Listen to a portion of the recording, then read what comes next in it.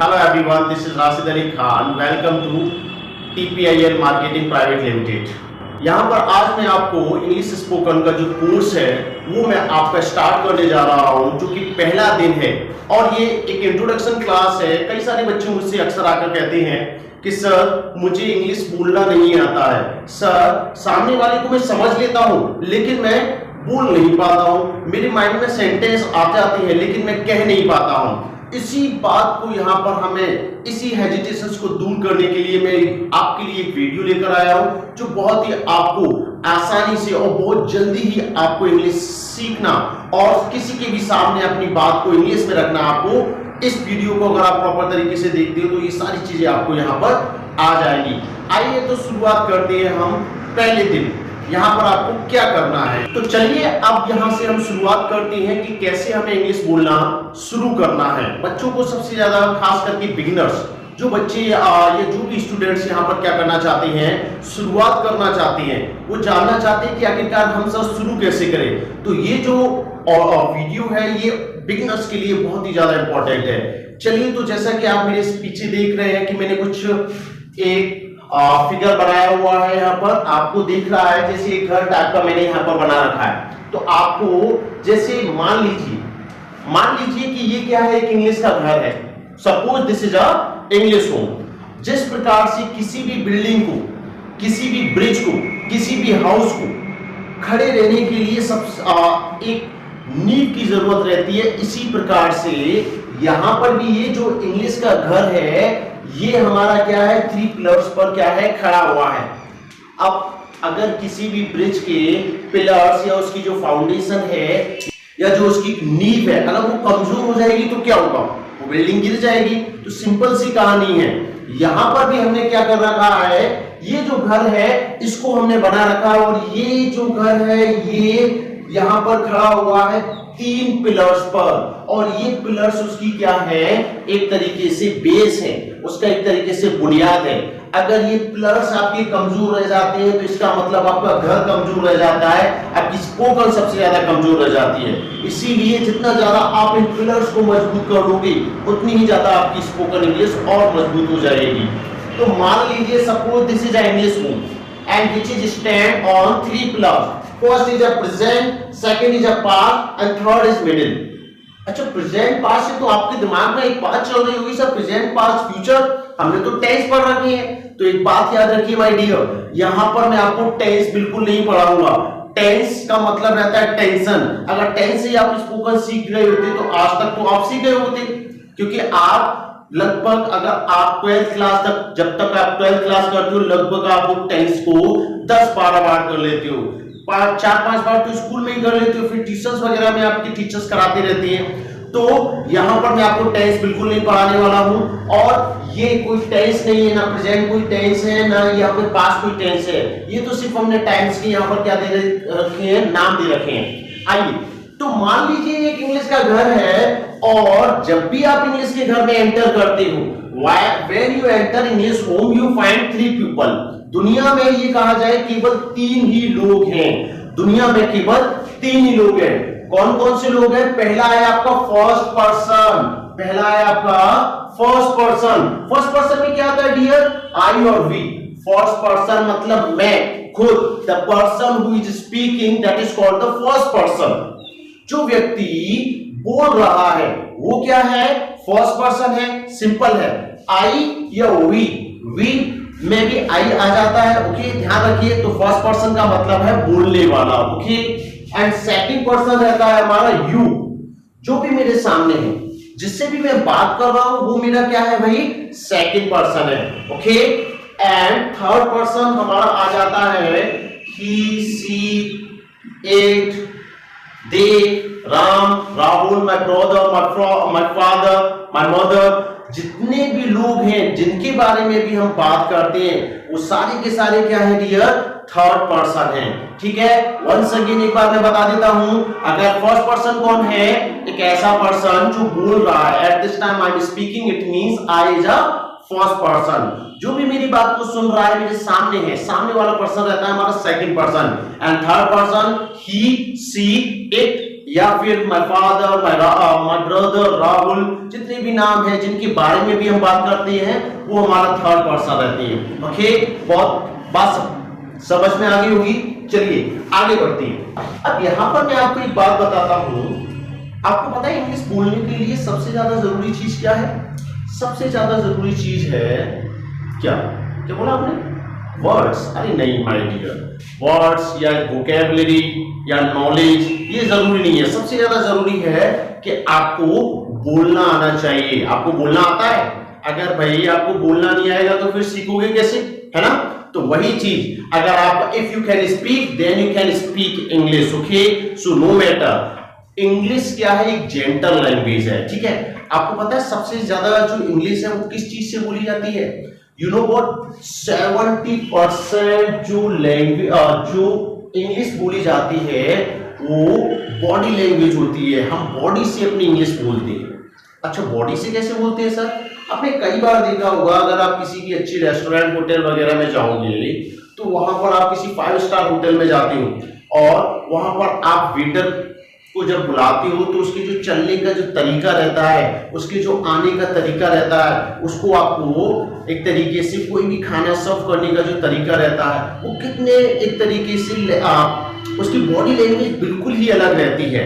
आपसे वो पूछता भी है कि sir yes ma'am, what would you like to have something hot and cold. Okay, तो उनके बोलने का तरीका कितना अच्छा रहता है। तो कहने का मतलब यही है, उनकी जो बॉडी लैंग्वेज है वो आपको बताती है कि यस, हम 70% जो इंग्लिश है हम बॉडी से बोलते हैं। ओके, और वहीं पर तभी आप क्या करते हो, एक किसी ढाबे में जाते हो तो वहां पर आपने देखा होगा वहां पर भी वेटर होता है, सेम काम वो भी कर रहा है, लेकिन उसकी जो बॉडी होती है वो बिल्कुल ही कितनी अजीब होती है, बहुत ही एक तरीके से अलग। उसके चलने का तरीका वो यूं करके चलेगा और एक एक तरीके से रुमाल या जो भी है साफी अपने कंधे पर डाल लेता है, कितने अजीब तरीके से वहां पर आपको फिर वो बोलने का तरीका भी बिल्कुल अलग रहता है। तो आपको याद रखनी है, we use 70% of body language to speak English, okay? And 20% जो इंग्लिश रहती है वहां पर हम अपनी टोन का यूज करते हैं। टोन मीन्स, टोन का मतलब रहता है द मैनर ऑफ स्पीकिंग। देखो, मैनर ऑफ स्पीकिंग का मैं आपको बहुत ही कमाल का एक आइडिया, एक एग्जांपल देता हूं। देखो, आप कभी भी किसी कॉलोनी वगैरह में जाते हो, जब आप कॉलोनी में जाते हो तो वहां पर 2 बच्चे खेल रहे होते हैं, अच्छे खासे पढ़े लिखे सोसाइटी से हैं। तो जब वो आते हैं और उनमें किसी वजह से फाइट हो जाती है तो वो किस तरीके से बोलते हैं, मम्मा मम्मा मम्मा देखो कि भैया मुझे खेलने नहीं दे रहे हैं ना। और उसकी मम्मी भी बड़ी प्यार से कहती है कि अरे बेटा खेल लो, कोई बात नहीं, तुम उधर खेल लो। मतलब कितने अच्छे प्यार से वो बोलते हैं और उनकी लैंग्वेज आप सुनने का आपका मन करता है क्योंकि उनकी टोन बहुत ही अच्छी है। और तभी अभी आप देखते होंगे किसी मोहल्ले पड़ोस में जहां पर भी अनएजुकेटेड लोग हैं या कहीं भी एक तरीके से आपके आस पड़ोस में भी कई सारे लोग होंगे, वो भी अगर झगड़ा कर देते हैं तो उसका छोटा भाई या बड़ा भाई कैसे आता है, मम्मी मम्मी मम्मी, जो भैया था वो खेलन दे रहा, और तभी उसकी मम्मी कहती दे जाके कान के घुमा के नीचे, है ना। तो कहने का मतलब वही बात वो आपको कितनी ज्यादा अच्छी लग रही थी, बात वही है, लेकिन कहने का तरीका दोनों का अलग है। मैं आपको यही समझाना चाह रहा हूं कि 20% टोन आप यूज करते हो स्पीकिंग इंग्लिश के लिए, इंग्लिश बोलने के लिए, केवल हमें 10% वर्ड्स की ही जरूरत है, केवल हमें 10% वर्ड्स की ही क्या है जरूरत है इंग्लिश बोलने के लिए। तो आपको ध्यान रखना है, we need 10% words to speak English, okay. यहां तक तो सारी बात क्लियर है ना। चलिए, आपको पता है कई सारे बच्चे बोलते हैं सर मैं लिख लेता हूं पूरा एक तरीके से, मुझे आर्टिकल लिखवा लो, किसी भी टॉपिक के ऊपर लिखवा लो, लेकिन बोल नहीं पाता। या कुछ लोग जो बोलते हैं वो कहते हैं हम लिख नहीं पाते हैं। आपको एक बात याद रखनी है, spoken English is not equal to writing English. Spoken English is not equal to writing English. आपको क्या करना है, जैसे आप जब बोलते हो तो हो सकता है आप कई सारी एरर कर जाते हो, क्योंकि जब आप हिंदी भी बोलते हो तो आप कभी ये सोचते हो कि ये मैं प्रेजेंट का सेंटेंस बोल रहा हूं या पास्ट का सेंटेंस बोल रहा हूं। बात समझ में आ रही है कि नहीं आ रही? इसी तरीके से यहां पर हमें क्या करना रहता है, जो स्पोकन इंग्लिश है वहां पर हमें अपनी बात सामने वाले तक पहुंचानी रहती है, लेकिन राइटिंग इंग्लिश में हम कोई भी एरर नहीं कर सकते। ये बात आपको याद रखनी है। आइए, यहां तक तो बात क्लियर है। अब एक बात याद रखनी है, जो एक और टॉपिक है एक्शन, ये आपको याद रखना है। देखो एक्शन क्या होता है?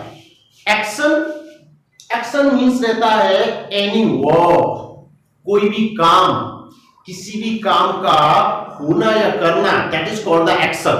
बात समझ में आ रही है? एनी एक्शन हम कह सकते हैं, या any work is called action. Any work is called action. Okay, से विद मी, आपको भी ये बात क्या करनी है, बोलनी है। Any what is action? Any work is called action. अब देखिए, अगर अब हम यहां पर फर्स्ट पर्सन के यहां पर बात करते हैं, फर्स्ट पिलर के बारे में बात करते हैं। ओके, देखो फर्स्ट पिलर क्या है? फर्स्ट पिलर का मतलब है प्रेजेंट। प्रेजेंट क्या है?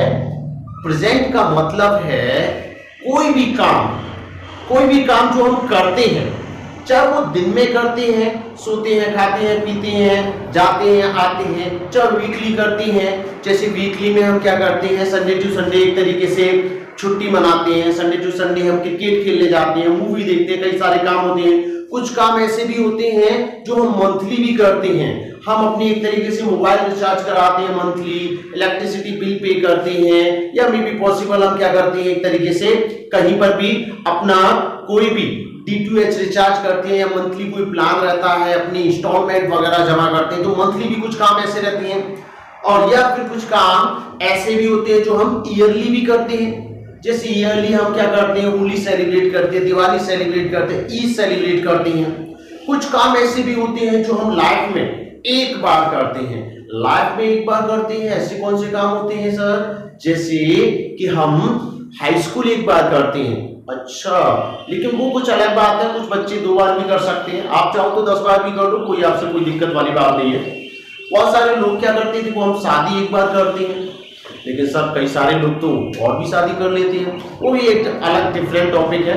आप चाहो तो 10 बार भी करते हैं, लेकिन ज्यादातर मोस्टली हम देखते हैं लोग एक ही बार शादी करते हैं, एक ही बार हम जीते हैं और एक ही बार हम मरते हैं। अरे वाह, ये तो एक मूवी का डायलॉग हो गया है ना, एक ही बार जीते हैं, एक ही बार मरते हैं। तो कहने का मतलब है कोई भी काम हम जो करते हैं, चाहे प्रेजेंट में, चाहे दिन में करें, चाहे वीक में करें, चाहे हम एक तरीके से मंथ में करें, या फिर ईयर में करें, या फिर लाइफ टाइम करें, तो वो सारे के सारे जो काम है जो हम करते हैं, वो सारे के सारे काम क्या होते हैं, हमारे प्रेजेंट में आते हैं। ओके, तो आइए जरा प्रेजेंट में, जैसे हम एक एक्शन ले लेते हैं, जैसे मैं चाय पीता हूं। ओके, यहां पर क्या है, चाय पीना क्या है, एक एक्शन है। टेक टी क्या है डियर, एक एक्शन है। अब हम क्या करते हैं, मैं कोई काम करता हूं, तो मैं क्या बोलूंगा, आई एक्शन। तो आपको क्या बोलना है मेरे साथ, मैं कोई काम करता हूं, आई एक्शन। क्या बोलोगे, बोलो जरा, मैं कोई काम करता हूं, आई एक्शन। तुम कोई काम करते हो तो आप क्या बोलोगे, यू एक्शन डियर। क्या बोलोगे डियर, यू एक्शन। ओके, आपको बोलते रहना है, क्योंकि मैंने आपसे सबसे पहले ही बता दिया, अगर आप स्पोकन सीखना चाहते हो तो सबसे ज्यादा जो जरूरी है वो आपको बोलना है। बस अगर आपको बोलना आता है तो आपको मैं इंग्लिश बोलना सिखा सकता हूं। ओके, तो मैं कोई काम करता हूं, आई एक्शन, तुम कोई काम करते हो, यू एक्शन, और वह कोई काम करता है तो ही एक्शंस। आपको एक बात याद रखनी है, जब हमारा थर्ड पर्सन सिंगुलर रहता है, सिंगुलर का मतलब एक रहता है, तो उसके साथ में हम एस या फिर एस हम लगा देते हैं।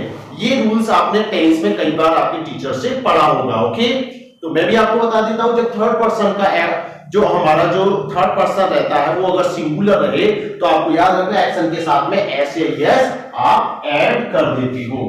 मैं कोई काम करता हूं, आई एक्शन, तुम कोई काम करते हो, यू एक्शन, वहां कोई काम करता है, ही एक्शंस।